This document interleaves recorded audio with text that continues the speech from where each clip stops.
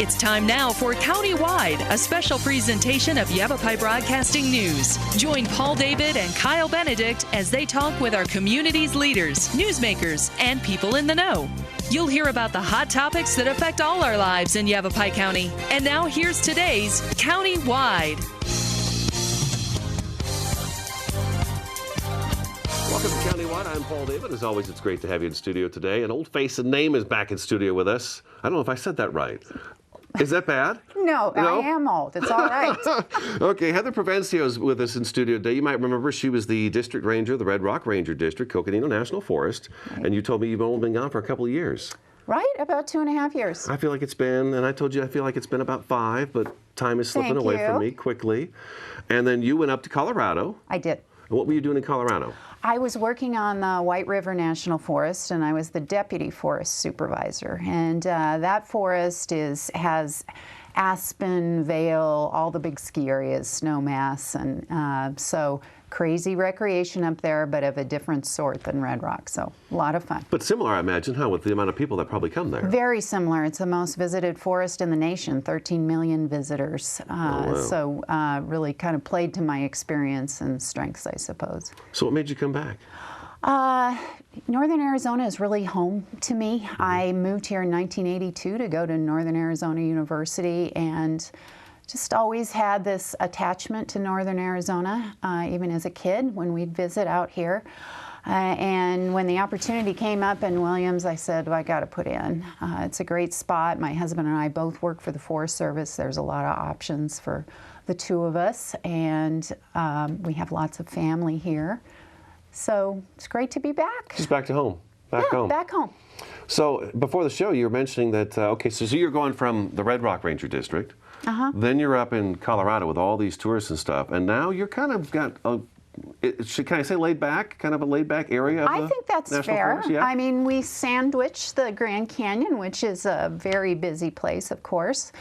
But we have the lowest visitation in our region. So between Arizona and New Mexico National Forest, we have the least visitation. We have a lot of other programs that are really busy. So fire and timber are very busy programs. So I'm getting to shift and learn about those areas and step back from the recreation world a little bit. Something new. Yeah. A little something new, huh? Okay. Now today, the reason I had you come down is because there's like this momentous occasion taking place today. There is. Okay.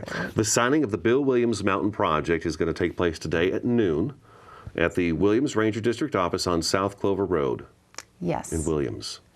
It is. We're very excited. This has been a long time coming. How long? Oh my goodness, I think it predates me. It predates our existing ranger. There are a few employees that started on, I think, possibly 2011. Okay, so it's been in maybe the a works. little bit before, and so a long process, a controversial, complicated kind of place to have a project, but critically important to the community of Williams. Mm-hmm. And you said critical. Why is it so critical? It's critical. We're talking about Bill Williams Mountain, which is right there on the edge of Williams, and it's a major source of their municipal water. So if that mountain were to burn, like the Schultz Fire or a Slide Fire, it would have tremendous effects on water. We could see flooding in the town of Williams like we did on these other fires. Of course, Williams depends on tourism, so changing the viewscape. The mountain is a traditional cultural property, very important to Native American tribes, most especially the Hopi, have shrines there and other cultural sites that are important. They collect traditional plants on the mountain. So we have communication sites, numerous communication sites on top of that mountain. So if it were to burn, there would be many resources lost. Mexican spotted owl. We have 5 protected activity centers on that mountain for Mexican spotted owl. So lots of important resources. If it burned, tremendous effects to the community. And we'd lose a jewel, wouldn't we? We would lose a jewel. Right, yeah. right. So do you think the Schultz Fire, I'm trying to remember what year the Schultz Fire was. I think it was around 2010 or 11. Okay, I feel like it's been several years. I feel like some of the big fires we've had in the state, the Wallow, the Rodeo Chetasky, the Schultz, we had the Slide Fire 2014. We've had some really big fires, and I think, do you think maybe that's kind of spurred on some of these projects to get them going and saying, hey, we got to do something now because, I mean, look what's happening around us every year. Absolutely. There's some real urgency there. And we've known this, we suppressed fires for a very long time. But every summer we're seeing larger and larger, more catastrophic fires occurring, very uncharacteristic fires.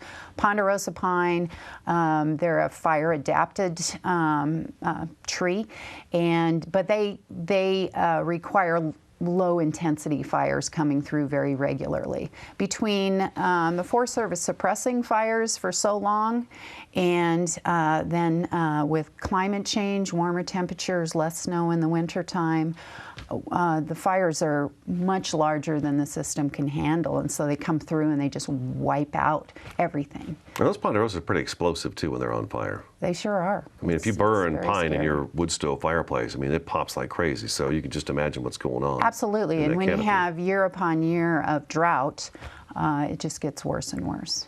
All right, so the project is a done deal. It's going to be signed today, which is very great. I know the mayor of Williams is kind of having, I want to say, a shindig for it at noon. Yes. And going to sit down and sign it and think, oh, it's happening and it's going to start. So what are we going to be doing? So today is a day of celebration. It's been a long time coming. We couldn't have done this without the community and their support. And tomorrow, the hard work begins when we implement. Mm-hmm. And then how many years will we be working on this thing? Well, we talk about the potential to burn for 40 years from now. So this is something that will go on for many years. It depends on when we get started. The lower portions of the slopes will be easier to log. We'll probably be able to get after those pretty quickly. I hope in the coming year we'll see loggers out there. As you get on the higher slopes, that's a little more complicated and expensive, so it might take a little longer to get the funds to make that happen. But certainly we hope in the very short term to be logging those areas. And it won't be a matter of years. It won't take 40 years to log that area, but fire will be something we'll need to continually go back and burn. Just those low burns, right? Where you just kind of run across the forest floor and just clean up all the pine needles and stuff that are down there. Absolutely. Right. So there'll be some debris left over from the logging operations. Those will be piled and we'll burn those. And then we also will have areas where we do what we call broadcast burn, like you said, where you have that low intensity fire that goes over the entire area. You guys aren't going in and chopping down all the big trees. I think people worry about that sometimes, that they're going to go in and chop down all these great big giant trees, but that's really not, those aren't the trees that are problems. No, they aren't. Where the problem is that that mountain has not seen fire in our lifetimes, and even in the life of the National Forest since the turn of the century. So there's been a lot of trees die, naturally fall, and we have just this bed of fuel, dead fuel on the forest floor, lots of bushes and shrubs. There's been no natural fire to go through and clean that up. So what we're looking at is opening that up historically. That's the way our national forest looked in northern Arizona, very open. Those ponderosas were nice and big and fat and that pretty orange, we call them pumpkins, color. And so we're looking at bringing that back. We have some Doug fir higher on the mountain, and that's mostly about cleaning out the understory and some of the older, more decadent. Do you know if you put your nose up to that bark, it smells like vanilla? It does. You do know that? Butterscotch, too. Oh, butterscotch, too. Yes. Okay, all right. I've always thought of vanilla. My daughter taught me that. And it's not a trick to go make you stick your nose up against a tree or do something silly, but it's kind of fun. They do. They actually do smell. They really do. Yeah, it's really amazing. All right, we got to take our first break. Heather Provencio, supervisor for the Kaibab National Forest, in studio today. This is Countywide. We'll be back in just a couple minutes.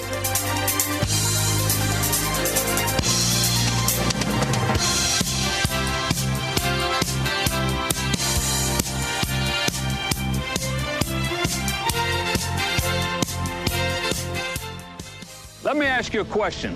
When you think of the American Legion, what comes to mind? is it our volunteer programs that let wounded veterans know they're not forgotten.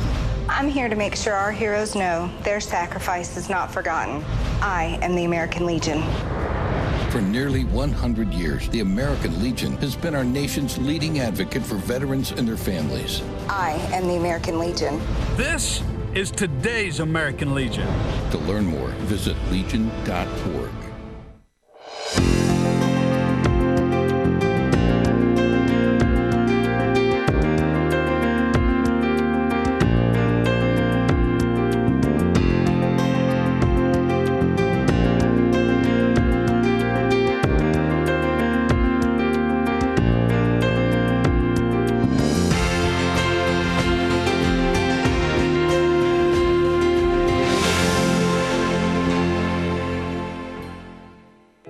As an American, it's hard to hear that we have a serious hunger issue in our country. And as a parent, it's even harder to hear that 1 in 5 of our kids struggles with hunger, especially when billions of pounds of good food are wasted every year. Feeding America is a nationwide network of food banks that helps provide billions of meals to families in need right in your community. Visit feedingamerica.org to support Feeding America and your local food bank. Together we can solve hunger. Together, we're Feeding America. How are your girls? Stacy's good. Maggie, she's just gotten so angry. I don't know any of her new friends. And we found out she's gotten into drugs. It's probably just a phase. Most people don't know what to say about drugs. Yeah, she'll outgrow it. But we do. Visit us at drugfree.org.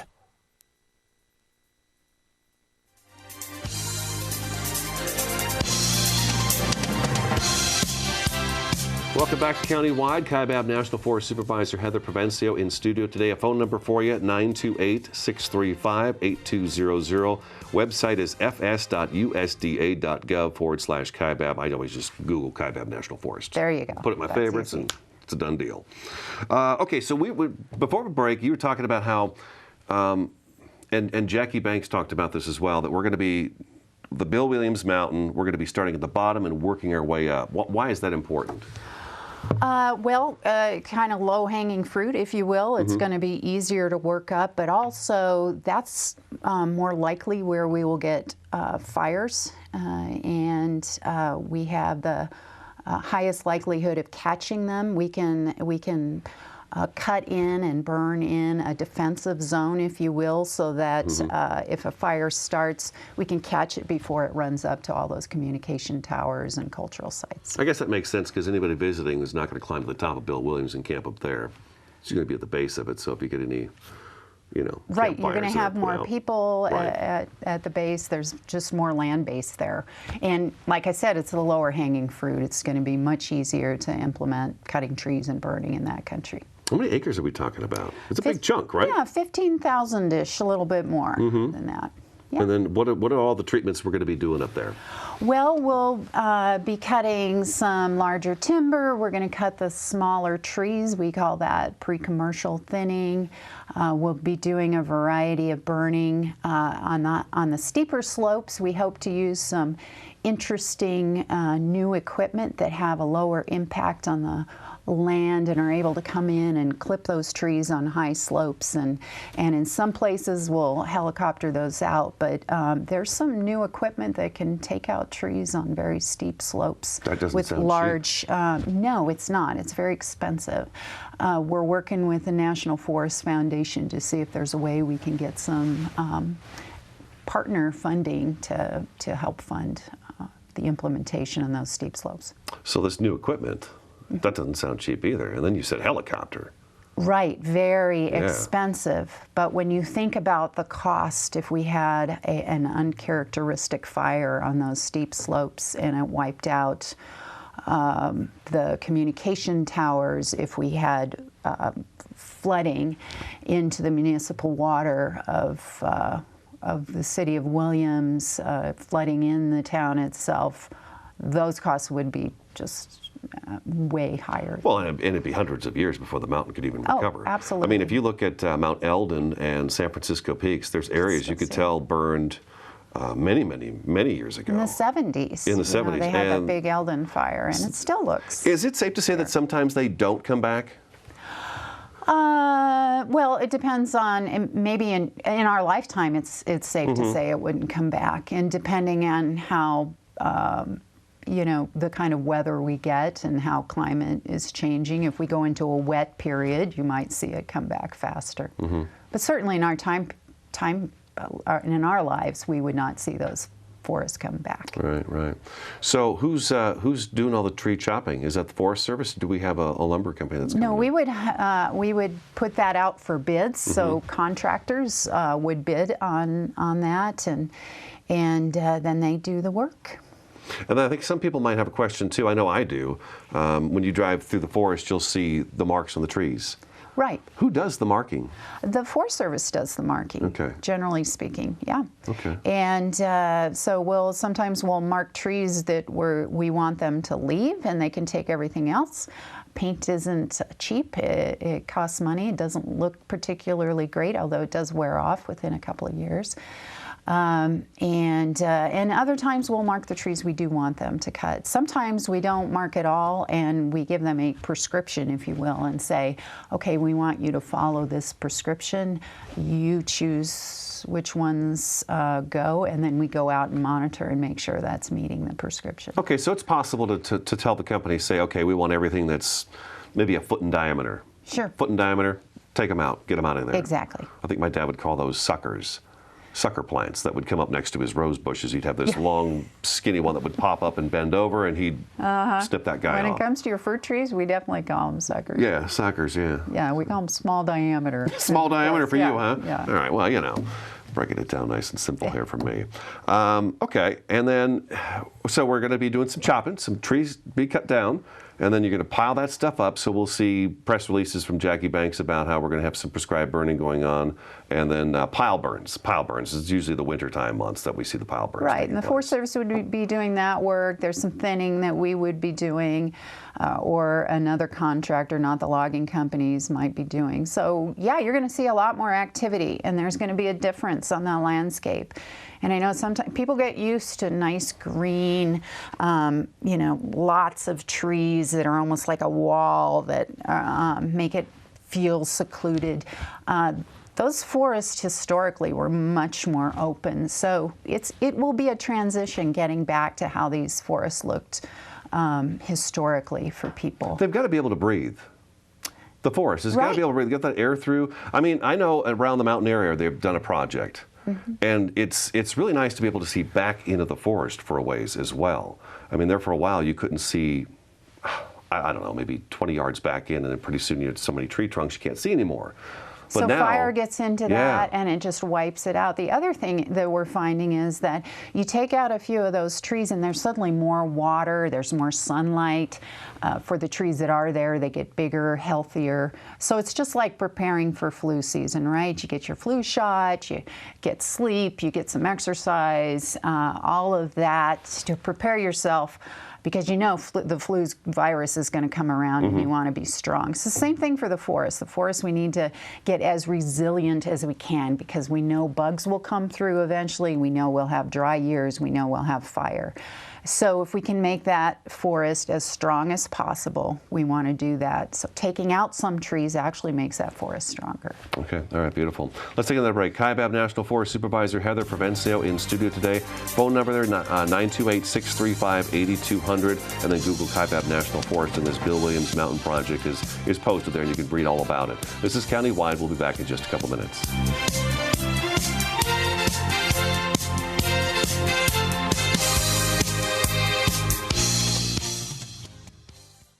So they say it's a man's world? I don't see anybody's name on it. While they were doing their thing, we slowly changed all that. Today, women can do anything men can do. And there's one thing we're even better at.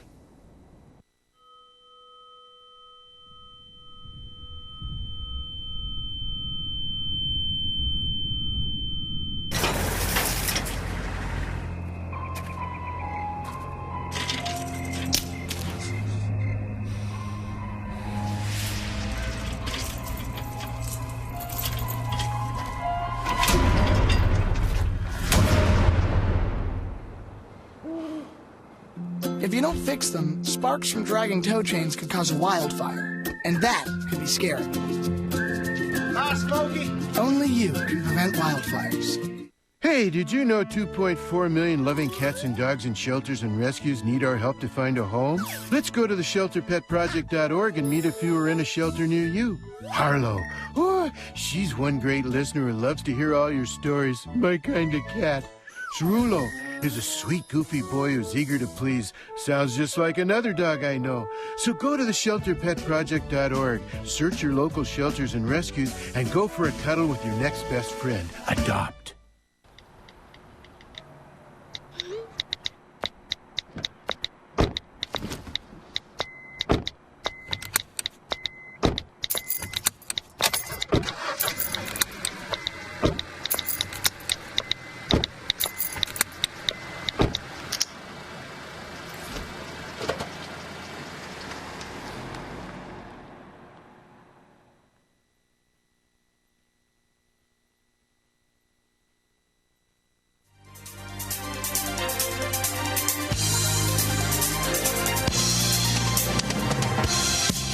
Welcome back to Countywide. Just a couple minutes left in the program. Reminder, Bill Williams Mountain Project is, their signing is taking place today on December 10th at noon at the Williams Ranger District office on South Clover Road. So you're pretty much done with me, and then you're zipping right back on up there.